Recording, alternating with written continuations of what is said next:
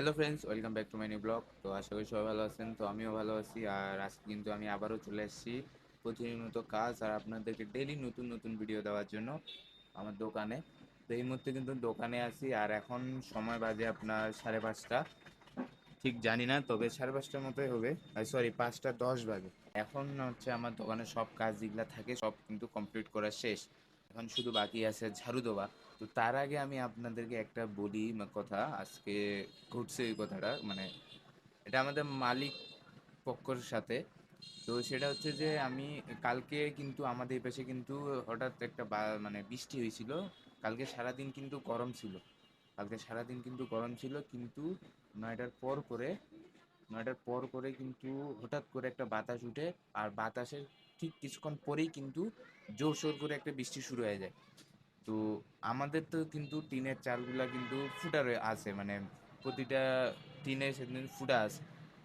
তো সেটা কিন্তু মালিক পক্ষকে আগে বলা হয়েছিল 1 বছর আগে, যখন আমরা এই দোকানটা ঠিক করি। তখন বলছিল তারা যে 1 বছর পর ঠিক করে দিবে, মানে সামনের বছরে যখন বৃষ্টি হবে তার আগে আগে ঠিক করে দিবে।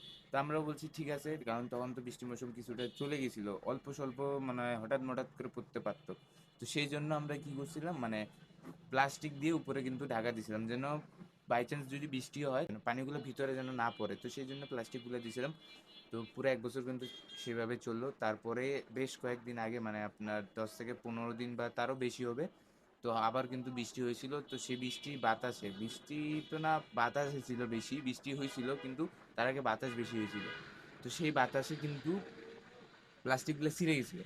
তো সেই প্লাস্টিকগুলো আবার আমি ওই প্লাস্টিকগুলো মানে জোড়াতালি দিয়ে ট্যাপ টুপ দিয়ে আবার কিন্তু লাগাই দিছি। কিন্তু কালকের বৃষ্টিতে, মানে কালকে কিন্তু বৃষ্টি বেশি হয়েছিল, বাতাস তেমন একটা হয়নি, কিন্তু পানির মানে বেগটা কিন্তু বেশি ছিল কালকে বৃষ্টির। তো কালকে রাত্রেবেলা আমি কিন্তু চলে গেছিলাম, বাবা কিন্তু রাত্রেবেলা মানে দোকানে ছিল। তো বাবা যখন বৃষ্টি শুরু হয় তখন দেখে যে দোকানের ভিতরে পানি পড়া চালু করছে। প্রথমে অল্প অল্প করে পড়ছিল, এই যে এই ফ্যানের উপর দিয়ে এই যে ফুটাটা আছে যেটা দেখা যাচ্ছে, এই ফুটা দিয়ে পড়ছিল। তারপর এই সাইডে দেখেন, এই যে উপরে লাইটটার পাশে এই যে লাল পোটোটোর ব্যাগটা আছে যেটা, ওর পাশে এই যে এইখানে পানি পড়তেছিল, ওইখানেও পানি পড়তেছিল।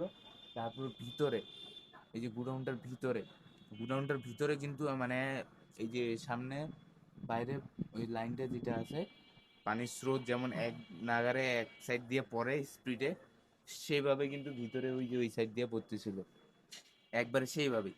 বাবা তো দেখে অবাক, মানে এত পানি পড়লো, তো আমাদের এগুলো সব পাটেক্সের র্যাকগুলো কিন্তু সব পাটেক্সের, এগুলাতে পানি পড়লে কিন্তু তাড়াতাড়ি নষ্ট হয়ে যায়। তো বাবা তো পুরো ভয় খেয়ে গেছে।